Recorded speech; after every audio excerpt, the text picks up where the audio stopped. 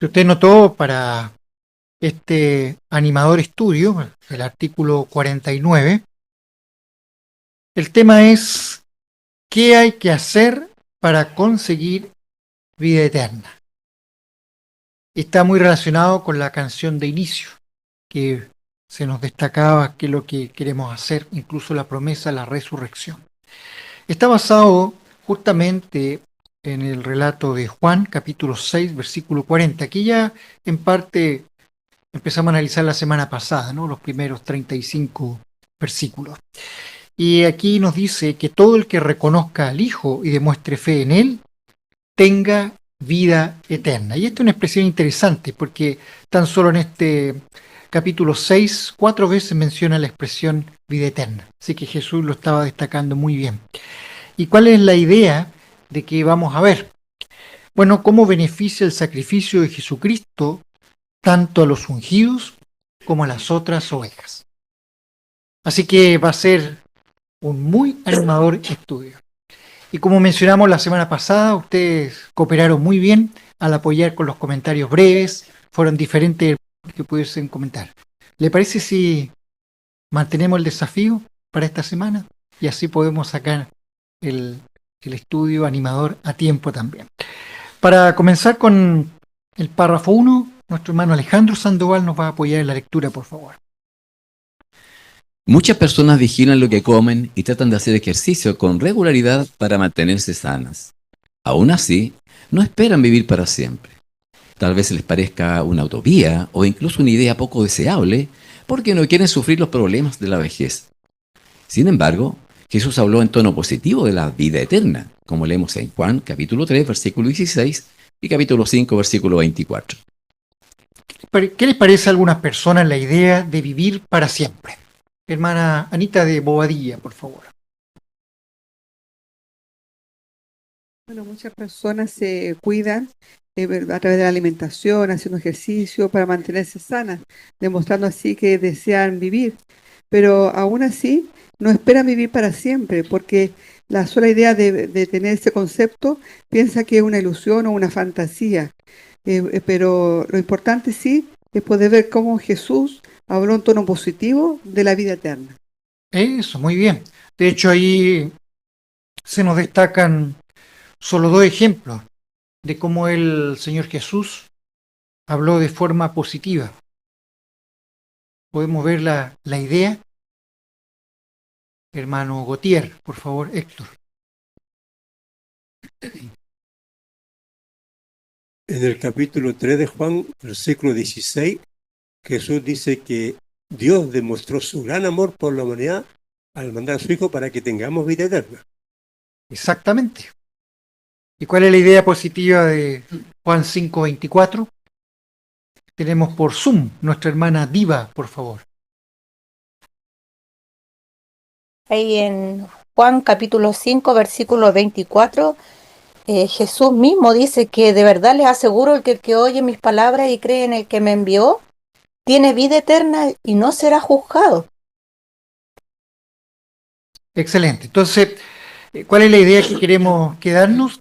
En que Jesús habló positivamente de esta expresión, la vida eterna. Y como Él lo hizo de una forma positiva, veamos lo que nos dice el párrafo 2 sobre esta vida eterna. Un día, Jesús alimentó milagrosamente con panes y pescados a miles de personas. Lo que hizo fue asombroso, pero lo que dijo al día siguiente lo fue mucho más. Esa multitud lo había seguido hasta Capernaum, a orillas del mar de Galilea, y allí Él les dijo que los seres humanos podrían resucitar y disfrutar de vida eterna. Piensa en los familiares y amigos que usted ha perdido. Lo que Jesús dijo nos enseña que muchas personas que han muerto resucitarán y que usted y sus seres queridos podrán disfrutar de vida eterna. Pero en el capítulo 6 de Juan, Jesús dijo otras palabras que para muchos han resultado difíciles de entender. Examinémoslas con más detalle. Sigamos entonces viendo estos detalles. Le invito a la Biblia, a Juan capítulo 6, versículo 39 y el versículo 40. Entonces vamos a dividirlo, hermano Fernando. Fernando, por favor, aquí adelante. Acevedo nos puede leer el versículo 39 y nuestra hermana María Isabel nos puede leer el versículo 40. Dice, esta es la voluntad del que me envió, que no pierda a ninguno de todos los que Él me ha entregado, sino que los resucite en el último día. Muchas gracias. Y ahora,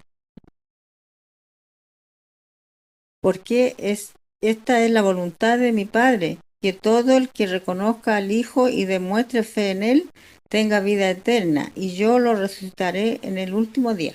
muchas gracias. Entonces, ¿qué dice el capítulo 6 de Juan sobre la vida eterna? Hermano Fernando Gómez, por favor.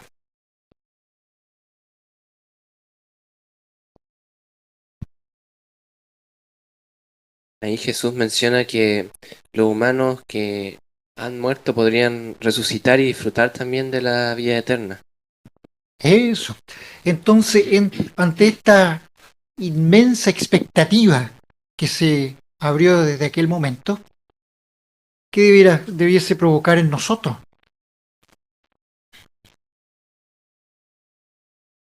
¿Nos anima? ¿No nos anima? Hermana María Delgado, por favor. Bueno, en realidad cada uno de nosotros nos debe causar mucho gozo el que también no haya considerado a nosotros para poder obtener vida eterna si ejercemos fe en el sacrificio de Jesús. Eso. Hermano Gautier, por favor. Esta promesa es una dimensión casi inmedible, porque no solamente abarca a los que estemos vivos cuando se cumpla, sino que a todos los millones de muertos que han padecido esta tragedia. Así que abarca prácticamente a toda la humanidad. Eso. Así que una linda expectativa, ¿no? Y sobre todo con los entendimientos, si lo relacionamos con las últimas aclaraciones de que hasta personas que pensábamos que no iban a resucitar van a tener esa esperanza. Así que imagínense todo lo que esto abre, la amplia gama. Hermana Marta de Castro, por favor. Por eso que Jesús estaba explicando, ¿cierto?, en este texto, diciendo que Él había sido elegido por Dios para hacer realidad esta esperanza. Así que, tanto en ese tiempo para los judíos de vivir para siempre en la tierra, algo que lograría resucitando a los muertos, hoy en día para nosotros es lo mismo. Muy bien. Sigamos viendo otros detalles en el párrafo 3, por favor. La multitud de Capernaum vio una relación entre los panes que Jesús les había dado hacía poco y el maná que Jehová les había proporcionado a sus antepasados. La propia Biblia llama al maná pan del cielo. Jesús aprovechó el tema del maná para enseñarles algo más. Aunque el maná era un regalo milagroso de Dios, los que lo comieron no se libraron de la muerte. Sin embargo, Jesús se llamó a sí mismo el verdadero pan del cielo, el pan de Dios y el pan de la vida. Y más adelante indicó una diferencia fundamental entre el maná y él mismo. Dijo, yo soy el pan yo soy el pan vivo que bajó del cielo. Si alguien come de este pan, vivirá para siempre. Estas palabras dejaron muy confundidos a aquellos judíos. ¿Cómo podía afirmar Jesús que había bajado del cielo y que era un pan superior al maná que Dios le había dado milagrosamente a sus antepasados?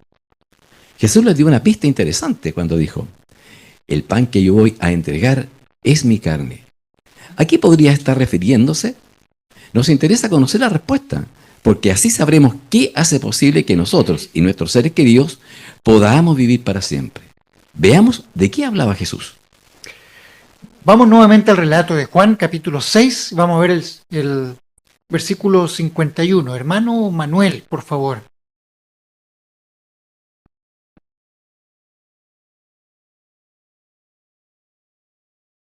Yo soy el pan vivo que bajó del cielo. Si alguien come de este pan, vivirá para siempre. De hecho, el pan que yo voy a entregar para que el mundo viva en mi carne. Muchas gracias. Según Juan capítulo 6, versículo 51, ¿qué enseñó Jesús sobre sí mismo? Y aquí tenemos algunos apoyos bíblicos. ¿Qué dijo el propio Jesús? Hermano Puentes, Mauricio, por favor.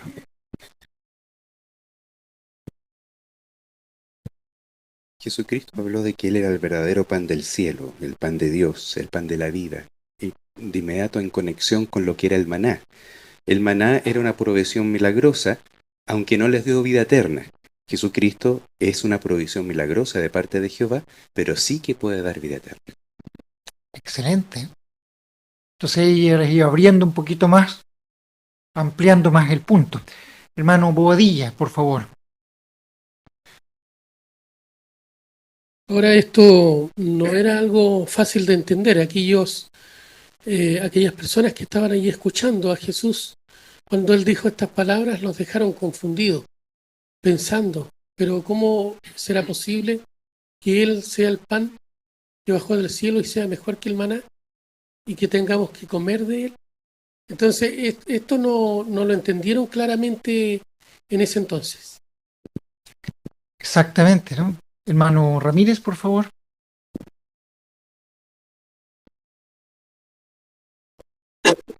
Sí, los judíos en aquel entonces tenían claro con respecto al maná. Ellos habían visto cómo esa relación que se desató con respecto a Jesús y lo que él estaba diciendo. Tenían conciencia de que sus antepasados habían comido el maná. Pero ahora que Jesús hablara con respecto a que él era el pan que había bajado del cielo, si bien es cierto, comprendían respecto al maná, pero no entendían las palabras de Jesús cuando ahí dice con respecto a Juan 6:51, que él era el pan del cielo, no entendían a plenitud esa relación. Sin embargo, esas palabras dejaron confundida a ellos. Pero Jesús, sin embargo, sí les dio una pista con respecto a eso. Y eso es lo que vamos a ver más adelante. Pero esa confusión con relación al maná, que se comió y bajó precisamente, literalmente del cielo, como provisión de Jehová, ahora el que ellos escucharan de que Jesús hablaba de que su carne también sería el pan del cielo, era para ellos incomprensible en ese entonces. Entonces vamos a ver, hermana Sonia, por favor. Sí, alcancé a verle su manito.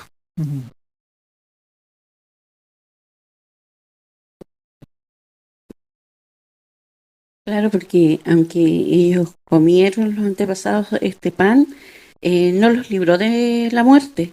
Y aquí Jesús habla del pan de la vida, ¿ya? Él se refiere a que iban a tener vida. Entonces, eso es lo que se va a aclarar más adelante. Y lo vamos a aclarar ahora. Muy bien, pues vamos a ver esa respuesta. El pan vivo y su carne. Párrafo 4, por favor. Algunos de los que oyeron a Jesús se escandalizaron al oírle decir que entregaría su carne para que el mundo viviera. A lo mejor pensaron que tendrían que comer la carne literal de Jesús, lo que los convertiría en caníbales. Pero Jesús luego añadió un detalle aún más impactante. Si no comen la carne del Hijo del Hombre y no beben su sangre, no tienen vida en ustedes mismos. ¿Por qué se escandalizaron algunos al oír lo que dijo Jesús? Hermano Francisco, por favor.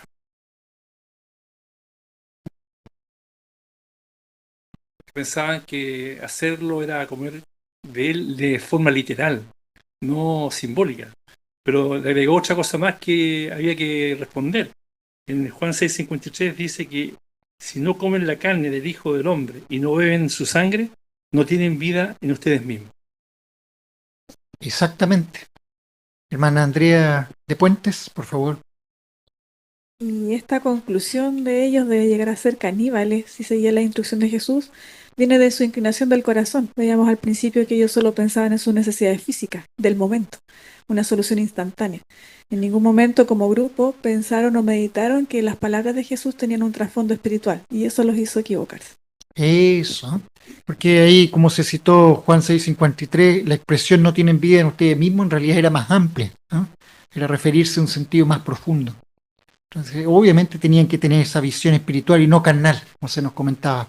Veamos el párrafo 5, por favor. Ya en los días de Noé, Dios le había prohibido a los seres humanos consumir sangre. Y más tarde repitió esta prohibición a la ley que le dio a Israel. Todo el que comiera sangre tenía que ser eliminado. Jesús respaldó la ley de Moisés. Por eso es impensable que le pidiera a una multitud de judíos que literalmente comiera su carne o bebiera su sangre. En realidad, con estas palabras tan llamativas, Jesús estaba enseñándole a la gente cómo conseguir la vida eterna. ¿Por qué sabemos que Jesús no le estaba pidiendo a la gente que bebiera su sangre literal, Hermana Denise, por favor, Bobadilla.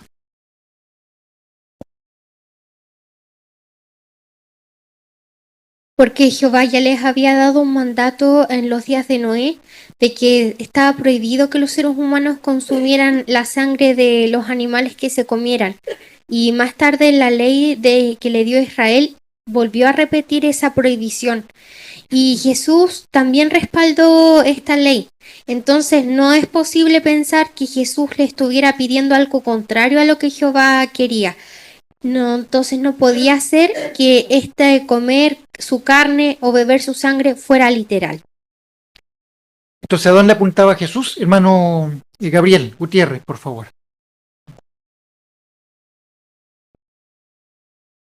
Claro, y además que él citó la ley como algo de respetar hasta la última palabra que aparecía en la ley, y la ley decía claramente que no se podía ni comer sangre ni carne, eso, ¿no? En esas condiciones, como él lo planteaba, la gente tendría que haber entendido que esto tenía que ver con otra cosa. En esta condición figurada, él iba al punto que habíamos hablado en un comienzo, la vida eterna. Exactamente, para eso estaba ampliando él. Veamos el párrafo 6, por favor, la lectura. Está claro que Jesús estaba hablando en sentido figurado. No era la primera vez que lo hacía, pues recordemos lo que le dijo a la samaritana. El que beba del agua que yo le daré, nunca más tendrá sed. Más bien, el agua que yo le daré se convertirá dentro de él en un manantial que brotará para dar vida eterna. Jesús no estaba dando a entender que la samaritana recibiría vida eterna con solo beber agua de un pozo en particular. Igualmente, tampoco estaba diciendo que la multitud a la que le habló en Capernaum viviría para siempre si literalmente comía la carne de él y bebía su sangre. ¿Qué más nos ayuda a entender que Jesús hablaba en sentido figurado cuando dijo que había que comer su carne y beber su sangre? Qué buen ejemplo bíblico podemos tener. O en Julián, por favor, Gómez. Estaba hablando en sentido figurado, ya que, como se menciona, no era la primera vez que lo hacía. Por ejemplo, estaba cuando le dijo a la samaritana que si bebía del agua, ella nunca más tendría sed. Excelente. ¿A qué agua se refería aquí? Es como le dicen algunos, el agua bendita, ¿no? No es. ¿A qué agua se refiere aquí? ¿Cuál es la idea, la expresión? Hermana Karin, por favor, aquí adelante.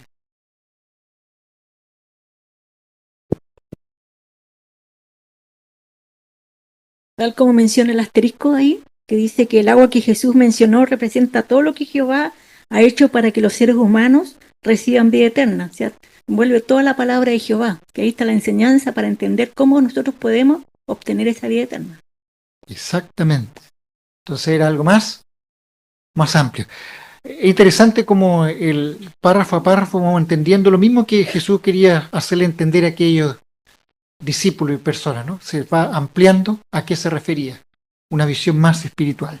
Vamos a ver entonces, porque hemos visto cómo este pan vivo y su carne lo que significa, la parte más espiritual. Pero ahora vamos a ver la diferencia entre estas dos ocasiones, que tal vez eso es lo que produjo una confusión. Párrafo 7, por favor. Algunas personas religiosas afirman que lo que Jesús dijo en Juan 6:53 sobre comer su carne y beber su sangre sentó la base para la cena del Señor. Se basan en que en esta ocasión posterior Él utilizó palabras parecidas. Ellos afirman que todos los que asisten a la cena del Señor deben comer el pan y beber el vino que se pasan entre los presentes. ¿Es correcto lo que dicen? Es importante saber la respuesta porque todos los años millones de personas por todo el mundo se reúnen con nosotros para celebrar este acontecimiento. Veremos varias diferencias entre las palabras de Juan 6:53 y lo que Jesús dijo durante la cena del Señor. ¿Qué afirman algunos sobre lo que Jesús dijo en Juan 6:53?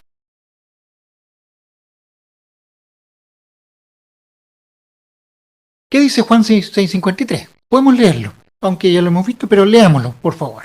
Alguien que me pueda ir a la lectura, hermana Anita, por favor.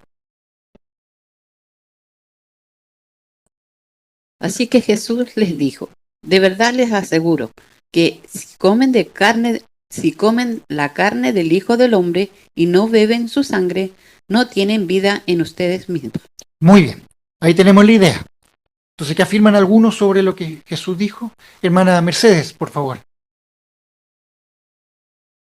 Entonces, muchas personas religiosas afirman que Jesús ahí, en Juan 6:53, puso la base para, para conmemorar la cena del Señor. Y dice que afirman que, por lo tanto, todos los que asisten a la cena del Señor deberían comer pan y tomar vino. ¿Y por qué será que ellos relacionan esto, que hay palabras parecidas? ¿Qué destaca Mateo 6, 26 al 28, que es una instrucción que Jesús dio?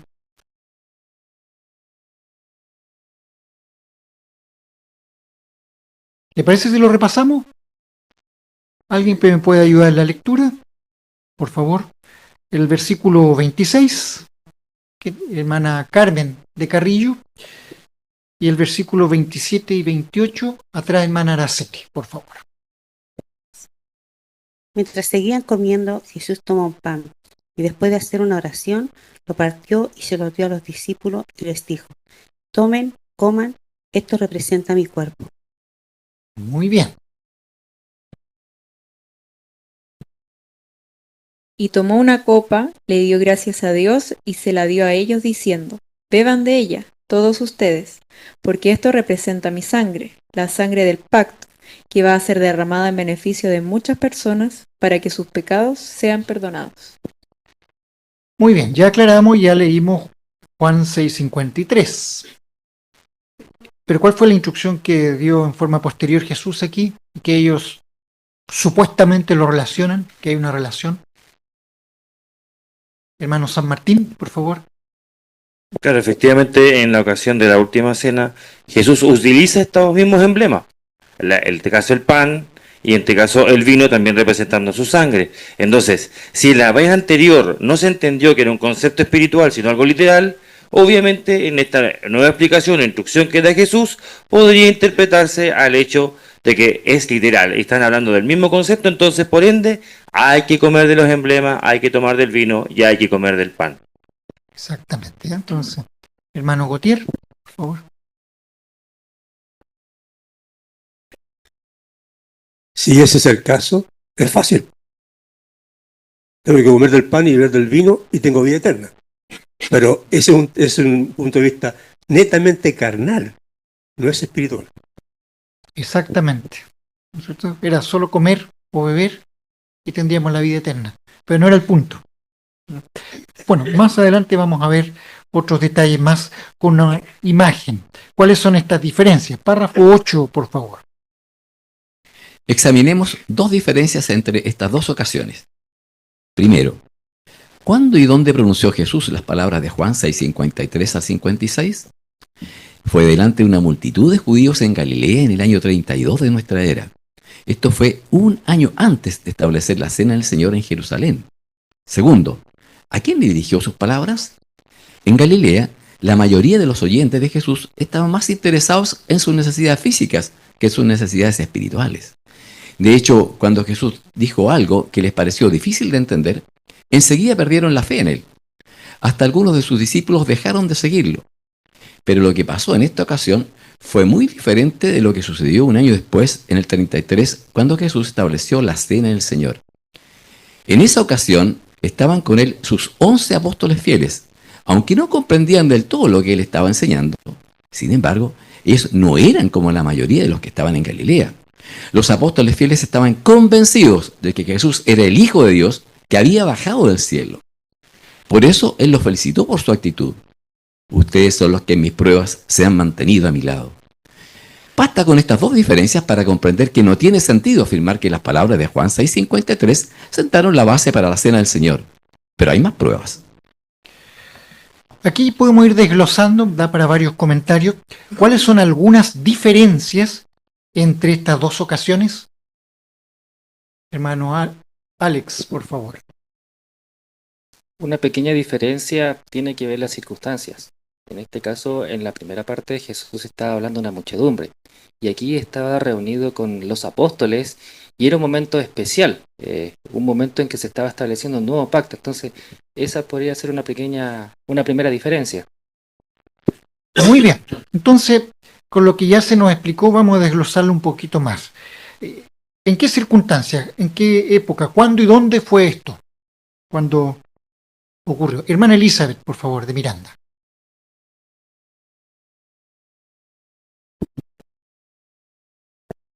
Claro, el cuándo, dónde y a quién es una gran diferencia, porque primero fue en Galilea, en el año 32, había una gran multitud, como lo muestra la imagen, algunos se escandalizaron, pero esto fue un año antes de la conmemoración, o sea, del otro. Eso, muy bien, sí, de la conmemoración, que se instituyó la conmemoración. Excelente, muy bien, en el año 32. Es bueno ese detalle, porque cuando uno se guía por la fecha va más o menos relacionando las épocas. Entonces ahí vemos que fue delante de esta multitud y nuestra hermana Elizabeth muy bien citó y aprovechamos la imagen, ¿no es cierto? Que en mi caso sería hacia la derecha, el extremo derecho, en su caso la izquierda. ¿Qué otro detalle interesante? Hermana Sonia, por favor, acá le veo su mano.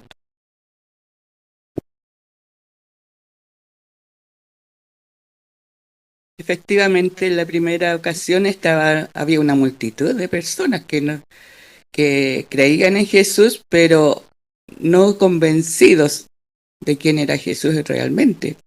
En cambio, en la segunda ocasión fue solamente con sus discípulos, que los discípulos ya lo conocían y creían en él y creían en Jehová. Por lo tanto, esas fueron las dos ocasiones diferentes. Muy bien, y aprovechando la primera ocasión, ¿cuál era la diferencia en la actitud que tenía entre los discípulos y aquellas personas que escuchaban? ¿En qué estaban interesados ellos? Hermana Angelina, por favor. Claro, ahí en la multitud la mayoría estaba más preocupada de sus necesidades físicas más que espirituales. Y al escuchar estas palabras, obviamente, a ellos se sorprendieron y muchos incluso perdieron la fe porque no comprendían. Y por último, incluso algunos de sus discípulos dejaron de seguirlo. Entonces ahí nos muestra de cómo realmente esta ocasión marca mucho la diferencia. Eso, de hecho, ahí en Juan 6:26, el propio Jesús, ¿qué les dijo? Conocía un poco la actitud, ¿no? Hermano Hugo, por favor.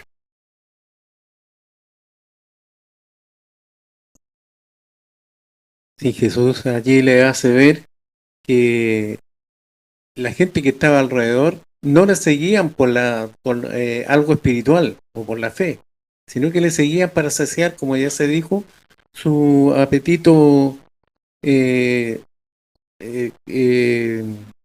su apetito físico. Querían solamente alimentarse, pero no espiritualmente. Exactamente. Hermano Felipe, por favor. Sí, de hecho ahí en el capítulo 6 de Juan, en el versículo 66, menciona claramente que eran discípulos, que ya lo seguían, pero como no entendieron algunas cosas, lo dejaron, se sintieron como ofendidos, por decirlo de alguna forma. En cambio, la segunda oportunidad muestra que la cena, ¿cierto?, con los 11 apóstoles fieles, ellos siguieron igual, aunque no comprendían de todo lo que él estaba enseñando. Por lo tanto, la gran diferencia que había ahí era que ellos estaban convencidos que Jesucristo era el Hijo de Dios. Eso, tenían una muy buena actitud. Y de hecho, si ellos estaban convencidos, ¿cómo los encomió Jesús? Por su buena actitud, aunque no entendían del todo la situación. Pero ¿cuál fue el ánimo, el encomio que le dio Jesús? Hermano, atrás, hermano Enio, por favor. Justamente aquí en Lucas capítulo 22, versículo 18, él les dice que ustedes son los que en mis pruebas se han mantenido a mi lado. Muy bien. Entonces, aprovechando las imágenes y en lo que hemos visto con estas pruebas, ¿qué diferencia tenemos claramente con Juan 6:53 y Mateo que analizamos anteriormente? ¿Nos queda clara la diferencia? Hermano José Delgado, por favor. Bueno, ahí se ve el año 32 y al lado el año 33. En el año 32 las multitudes lo veían carnalmente lo que explicó Jesús. Por lo tanto, Jesús ahí en el versículo 66, como se mencionó, convino y dijo, ¿no?, que muchos de esas personas del año 32 perdieron la fe y no lo siguieron. En cambio, en el año 33, los discípulos directos de Jesús, los apóstoles en este caso, hoy día están en el cielo con Él, porque fueron fieles y vieron espiritualmente el asunto. Eso, lo vieron desde esa óptica. Así que interesante, ¿cierto?, poder ver cómo podemos ver esta diferencia y explicarla. Y bueno, el esclavo lo hace de una forma más didáctica también con esta imagen. Las palabras de Jesús y usted, ¿cómo esto también nos puede aplicar a nosotros? En la cena del Señor, Jesús les ofreció a sus apóstoles pan sin levadura y les dijo que representaba su cuerpo. Luego les pasó el vino y les dijo que representaba la sangre del pacto. Este último detalle es muy significativo. Este nuevo pacto no se hace con la humanidad en general, sino con la casa de Israel, es decir, con los israelitas espirituales que gobernarán con Cristo en el reino de Dios.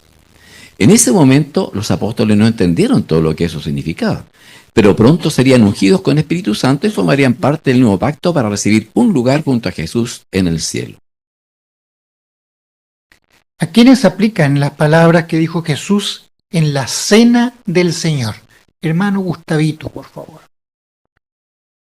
Con los israelitas espirituales que gobernaron con Cristo en el reino de Dios. Excelente. A ellos aplican. ¿Y cómo podemos entender el nuevo término, ¿cierto?, o la expresión? ¿A partir de qué hizo Jesús con sus apóstoles fieles? Hermano Aedo, por favor, Patricio. Es muy significativo porque esto depende de Jehová Dios directamente. Dice, pues el pacto que haré con la casa de Israel después de esos días, dice Jehová, pondré mis leyes en su mente y las escribiré en el corazón, y yo seré su Dios y ellos serán mi pueblo. Esa es una relación muy estrecha y muy confiable. Muy bien. Y en esta cena del Señor, hermano Carrillo, por favor. Claro, por lo tanto, entonces la idea era que estaba haciendo un pacto con no toda la humanidad, sino que con algunas personas que iban a ser escogidas directamente por Dios, como decía nuestro hermano Patricio. Muy bien. Entonces, ¿cómo nos apoya la Biblia en esto? ¿Cuál es la base bíblica que tenemos para ver que es con la casa de Israel, que hay un nuevo pacto y que aplica a los ungidos?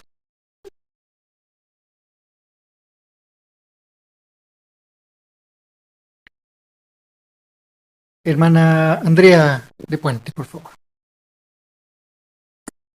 Lucas 22:20 menciona este nuevo pacto como un arreglo una vez que se celebraba la cena del Señor. Y luego en Hebreos 9:15 se menciona quién es el mediador de este nuevo pacto, que es Cristo. Entonces ahí se explica que esta promesa es para este grupo pequeño, que tendrá una responsabilidad especial. Eso. ¿Y qué hay de los apóstoles? ¿Entendieron enseguida, no? Hermana Margarita de Gotier, por favor. No, ellos no entendieron, pero igual como tenían un pensamiento espiritual, aceptaron lo que Jesús dijo. Y después en Juan 14:2 y 3 dice que Jesucristo iba a preparar un lugar para ellos. Entonces, en el cielo, al lado de su Padre. Así que no era una cosa carnal, sino espiritual. Exactamente. Y era una tremenda expectativa. Imagínense lo que significaba para ellos, aunque no lo entendían en aquel momento. Bueno, vamos a ver un detalle interesante también en el párrafo 10, por favor, junto a una imagen también.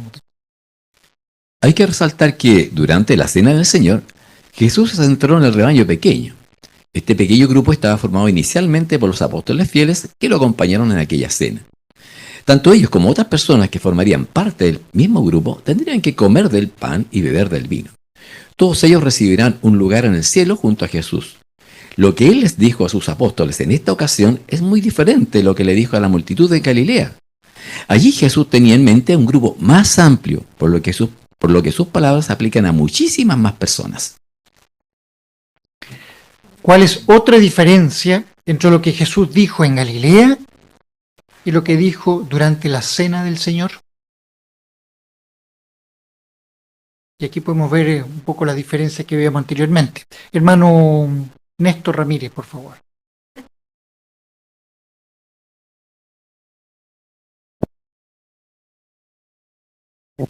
Sí, de acuerdo a lo que dice Lucas 12:32, en aquel entonces Jesús, con respecto a la cena del Señor, más bien se centró en la cena, en ese rebaño pequeño, como dice el texto, porque su padre quería darles el reino. De manera que fue específico cuando habló con relación a la parte espiritual, la esperanza que tenían aquellos que serían sus siervos ungidos, sus siervos, ese grupo pequeño, a diferencia de lo que sucedió con las otras situaciones que se han mencionado, de una gran multitud, un lugar distinto y un tiempo anterior. Exactamente. Y la imagen, entonces, ¿cómo nos apoya con esta explicación? Hermana Andrea de Mella, aquí, por favor.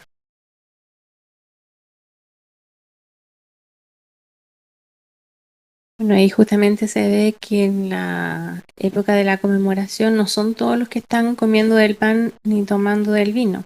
Ahí se ve un hermano muy discretamente llevándose el pan a la boca, que implica este grupo pequeño con el que Jesucristo hizo este pacto, que tienen esta esperanza de poder gobernar con Cristo en el cielo. En cambio, la gran mayoría, que somos observadores, estamos en esta ocasión con la esperanza de poder recibir vida eterna si ejercemos fe en el sacrificio de Cristo. Exactamente. Así que qué bueno. Imagínense ahora en abril, el 12 de abril, tenemos otra buena ocasión de poder agradecer, y el estar presente demuestra nuestra fe. Así que es un privilegio y una honra poder estar ahí.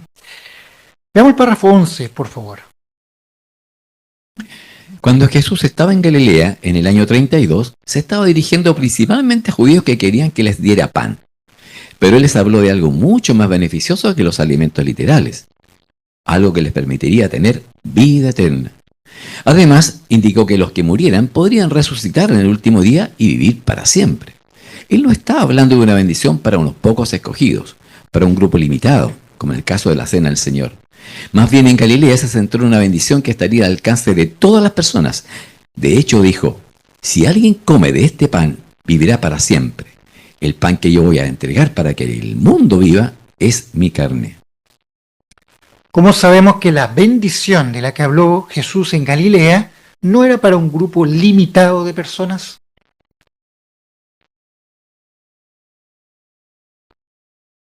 Aquí se nos abrió el abanico, ¿no? Más amplio ahora.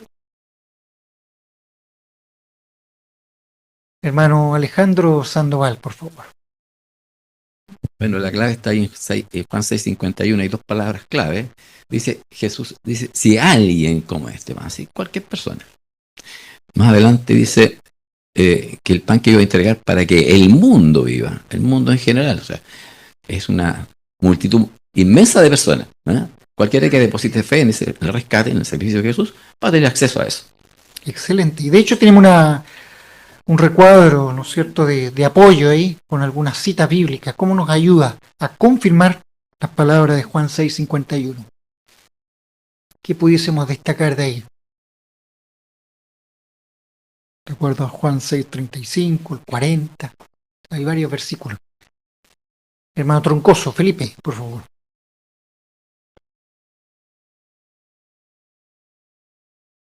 Bueno, ahí menciona en la nota, ¿cierto? Como bien dice usted, varios versículos. Pero la explicación, el que usa las palabras que se traducen como el qué y todo el qué, o sea, involucra a todos. Y específicamente en el versículo 54 de Juan 6 menciona, dice que el que se alimenta de mis carnes y bebe mi sangre tiene vida eterna. Entonces, claramente, ¿cierto? Este es un abanico mucho más amplio hacia toda la humanidad. Exactamente. Así que, hermana Alejandra, por favor. Bueno, también en el recuadro dice, el agua que Jesús mencionó representa todo el que Jehová ha hecho para que los seres humanos reciban vida eterna. Muy bien, ahí entonces repasamos un poquito sobre lo que ocurrió con la samaritana, ¿no? Esta agua de vida y el privilegio que estamos recibiendo ahora, el agua bendita, ¿no? No bendita, el agua, ¿no es cierto?, de la bendición, me quedé pegado en el bendita, de la bendición que recibimos, ¿no? Agua de vida. Hermana Andrea, por favor, de Meyer.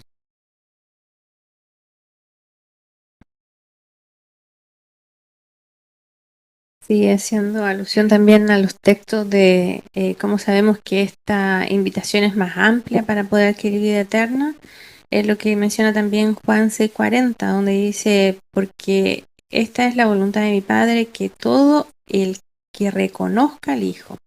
Entonces ahí nuevamente se vuelven a mencionar estas palabras que están en destaque ahí en Juan 6:51.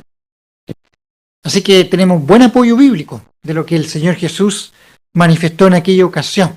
Y no olvidemos el subtítulo que estamos viendo a partir del párrafo 9, las palabras de Jesús y usted. O sea, nos aplica a nosotros en ese sentido de esta linda esperanza. Veamos el próximo párrafo, por favor, el 12. En Galilea, Jesús no les dijo a los judíos que todas las personas, tanto los que habían vivido en el pasado como las que nacieran después, recibirían automáticamente esta bendición. Solo la recibirán los que coman del pan, es decir, los que demuestren fe.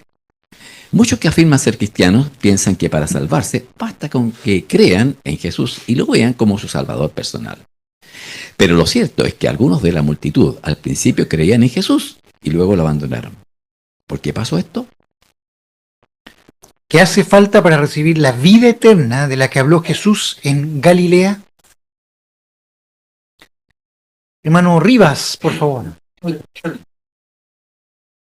Jesús dio la clave ahí en Juan 6:29, que dice que había que demostrar fe en él. No bastaba con solo creer, pues ellos estaban ahí porque creían en Jesús, pero luego de que escucharon esas palabras, muchos los abandonaron.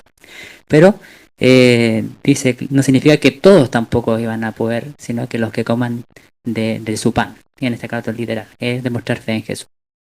Eso, había. Hermano Bobadilla, por favor. Entonces Jesucristo, cuando habló a la gente en Galilea, estaba abriendo una maravillosa posibilidad no solamente para aquellas personas, sino que para todos aquellos que viviéramos en este tiempo también, en el tiempo del fin. Todas las personas podemos tener la maravillosa posibilidad con la condición, o sea, vivir para siempre, con la condición de tener fe en el sacrificio redentor de Cristo. Ahí está el asunto. A pesar de todo, algunos no creyeron. ¿Eh? ¿Por qué habrá pasado esto? Imagínense si tuvieron a Jesús, una tremenda explicación. Veamos el próximo párrafo, el 13, por favor. La mayoría de las personas de la multitud a la que Jesús alimentó estaban dispuestas a seguirlo siempre y cuando les diera lo que querían. Lo que les interesaba eran las curaciones milagrosas, la comida gratis y las enseñanzas que concordaran con lo que querían oír. Pero Jesús les mostró que para ser sus verdaderos discípulos hacía falta algo más. Él no había venido a la tierra sencillamente para satisfacer las necesidades físicas de la gente. Ellos tenían que acudir a Jesús, es decir, aceptar y obedecer todo lo que Él enseñaba. ¿Qué hacía falta para ser un verdadero discípulo de Jesús?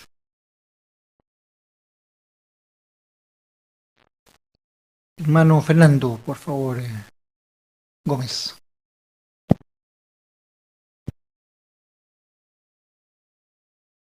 Ellos debían mostrar un interés sincero al acudir a Jesús, es decir, que debían aceptar y obedecer todas sus enseñanzas y no solo las que les convinieran. Eso, ¿en qué estaban más interesados ellos? Hermana Nancy, por favor. Ellos estaban más interesados en las cosas que le estaban en ese minuto, que era como el alimento, las curaciones, las cosas, los milagros que hacía Jesús, no en las enseñanzas espirituales que él quería que lo entendieran. Por eso, ¿qué clave nos da el relato de Juan? Hermano Francisco Yade. No hay problema. Está su comentario. El objetivo de Jesús de venir a la tierra es dar las buenas nuevas del reino. No venía a solucionar problemas económicos, no venía a preocuparse de lo físico, aunque por amor lo hizo en 2 oportunidades por lo menos, pero era otro objetivo lo principal para él. Eso. Y colgando un poquito de ese comentario y relacionando con la semana pasada, recuerden que a la gente le interesó. Entonces vieron que era bueno tener a alguien que le diera alimento. ¿Qué quisieron hacer con Jesús? Porque vieron su interés. Hermano Sergio Castro, por favor. Claro, querían hacerlo rey. Y en ese momento, cuando Jesús pudo ver eso, se arrancó. Y también aquí está Juan 5:40, que ahí Jesús dijo, aún así ustedes no querían acudir a mí para tener vida. Y también él pudo ver las intenciones de sus corazones. Exactamente, gracias por relacionar el texto. ¿Y cómo lo podemos también aprovechar con Juan 6:44? ¿Cuál es la clave aquí que relaciona los párrafos incluso anteriores? Hermana Rosita, por favor, Moreno.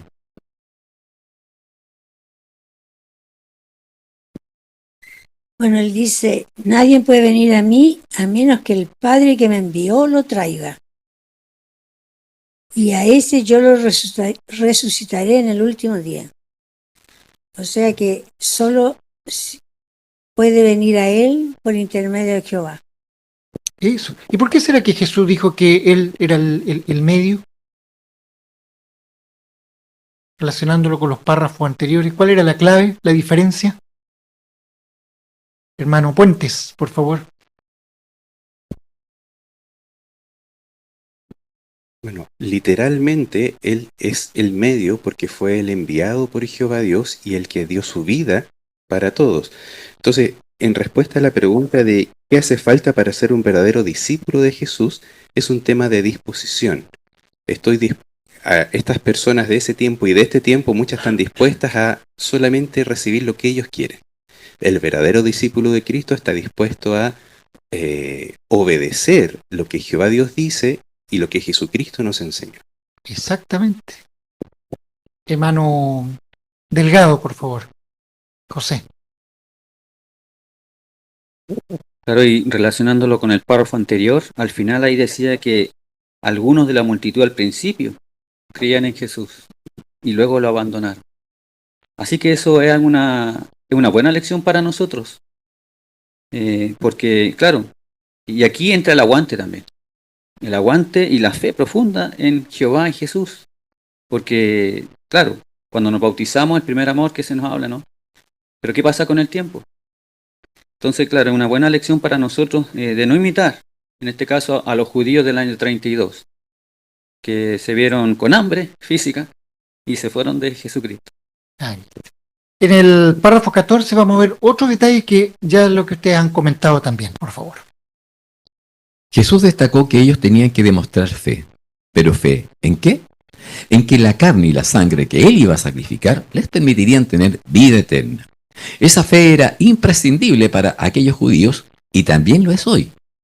Así es, para que nos beneficiemos de la sangre y la carne de Jesús mencionadas en Juan 6:53, tenemos que demostrar fe en el rescate.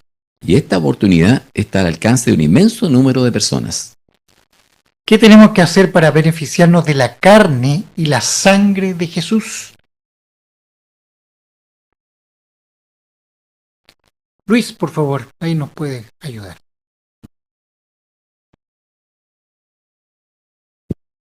Tenemos que demostrar fe en el rescate. Exactamente. Hermana Andrea de Puentes, por favor. Y esta expresión fe en el rescate es decidora porque, como ya vimos, la gente creía, pero se iba porque la creencia es algo popular, no tiene sustento. Y a la mínima evidencia de que algo no les gusta, se deja de apoyar lo que se creía en ese minuto. En cambio, la fe requiere pruebas concretas, requiere una certeza, una convicción de que lo que va a suceder va a ser así. Y eso es lo que se espera de nosotros hoy día, que estemos convencidos de que el rescate es lo que nos da vida. Ahí está. ¿Y cómo nos apoyan las palabras de Efesios 1:7 a confirmar o demostrar esta fe en el rescate? ¿Cuál es la idea que se nos destaca ahí?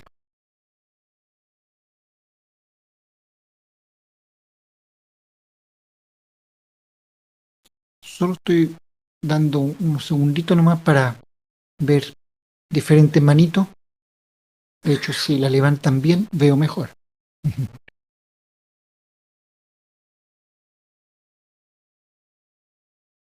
Hermana Nancy, por favor.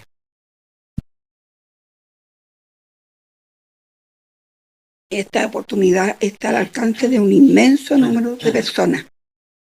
Eso, una buena oportunidad. Entonces, de acuerdo a Efesios 1:7, ¿cuál es la idea que se nos entrega ahí? Hermana Angelina, por favor, aquí adelante.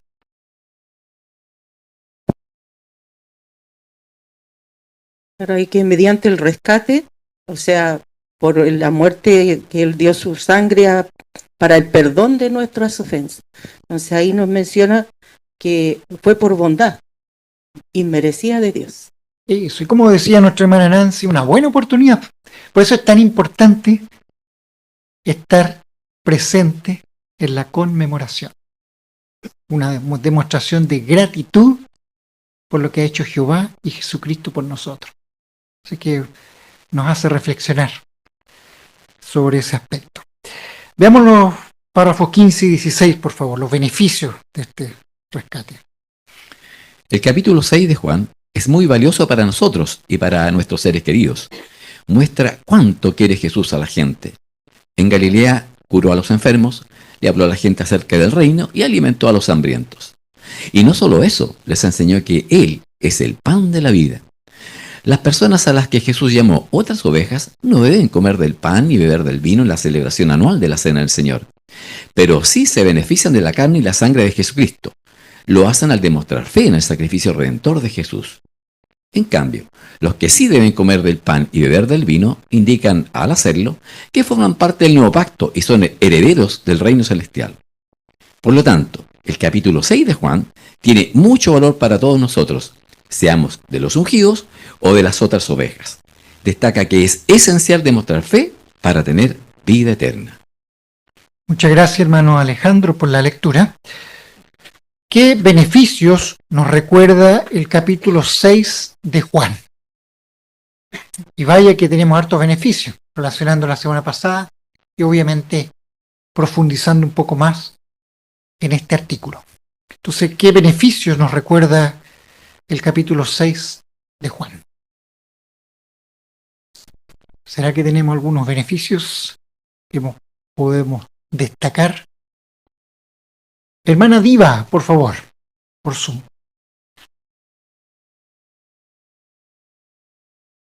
Claro que sí, por supuesto que tiene muchos beneficios y uno de ellos es demostrarnos cuánto nos ama Jesús, bueno, y Jehová también.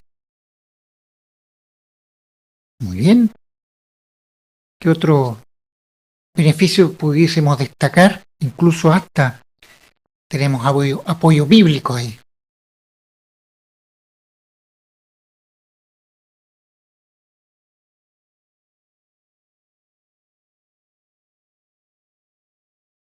Hermano Enio, atrás, por favor.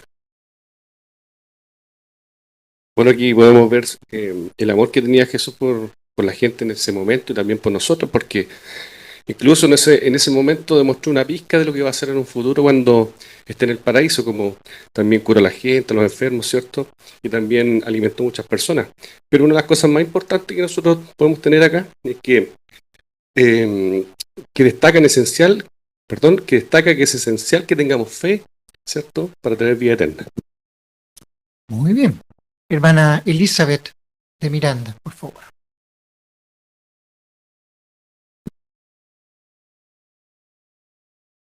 Y si bien hizo cosas como curar enfermos, ¿cierto? Y eso también va a ser en el futuro, alimento hambriento, pero dice, y no solo eso, les enseñó que Él es el pan de la vida. Les enseñó cosas profundas como acabamos de estudiar. Entonces eso también nos enseña de que Jehová sí es cierto, nos va a dar cosas materiales, pero nos va a abrir la mente a cosas profundas y esas son las que tenemos que hacer el esfuerzo por aprenderlas tanto ahora como también en el nuevo mundo. Muy bien. Y analizamos también, o se nos explicó, el tema de las otras ovejas.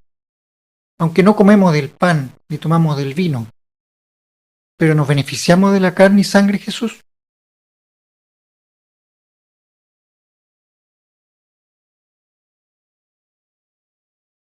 Hermana Mercedes, por favor. Por supuesto que sí, y se decía que nos beneficiamos del amor de Jesús, ¿cierto? Por eso es que estamos aquí, y además de estar aquí, tenemos la misma esperanza, la esperanza de tener una vida eterna aquí en la tierra. Soy de acuerdo a Juan 6:53, ¿de qué forma lo hacemos? ¿O lo demostramos? ¿O lo va a demostrar usted en abril? Hermano Aclicio, por favor. Lo hacen a demostrar fe en el sacrificio redentor de Jesús. Eso. Sí, claro que nos beneficiamos. En cambio, los que tienen esperanza celestial, ellos, ¿de qué forma se benefician de la carne y sangre de Jesús? ¿Cómo lo hacen? Es solo a modo de repaso, ¿no? ¿De qué forma lo pueden hacer? Hermano Puentes, por favor. También tienen que ejercer fe en el sacrificio de Cristo Jesús, y eso lo hacen respetando el pacto que hizo Jesús con sus apóstoles, donde Él les dijo que debían comer del pan y beber del vino, ya que eso es una demostración de que respetan ese pacto. Eso. ¿Recuerda usted la imagen que se nos mostró de un hermano discretamente? ¿No es cierto? Alguien, ¿no es cierto?, está cumpliendo y hay otros que están observando. Entonces, nos beneficiamos. Pero como se destacó, los dos grupos tienen que demostrar fe en este sacrificio. Hermana Andrea, por favor.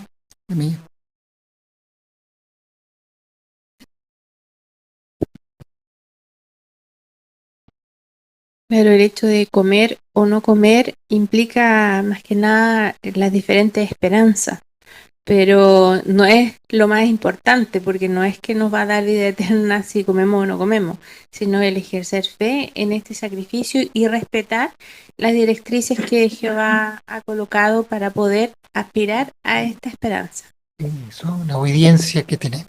Entonces, ¿cómo pudiésemos contestar? Aquí tenemos tres preguntas que son las preguntas guiadoras de nuestro estudio. ¿Qué debemos hacer para vivir para siempre? Hermana Kenita, atrás, por favor. Tenemos que demostrar fe en el sacrificio de Jesús. Muy bien. ¿Cuáles son algunas diferencias entre lo que Jesús dijo en el año 32 y lo que dijo en la Cena del Señor en el 33? Hermana Elizabeth de Miranda, por favor.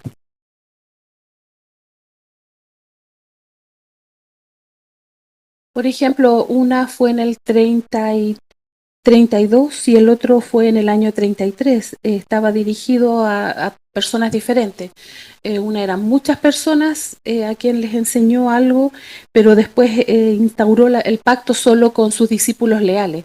Aunque ambas personas no entendieron, ambos grupos no entendieron al principio lo que él enseñó, pero sí ellos se quedaron, los 11 sí fieles se quedaron con él porque tenían fe en él. Eso, una buena diferencia, hermano San Martín, por favor.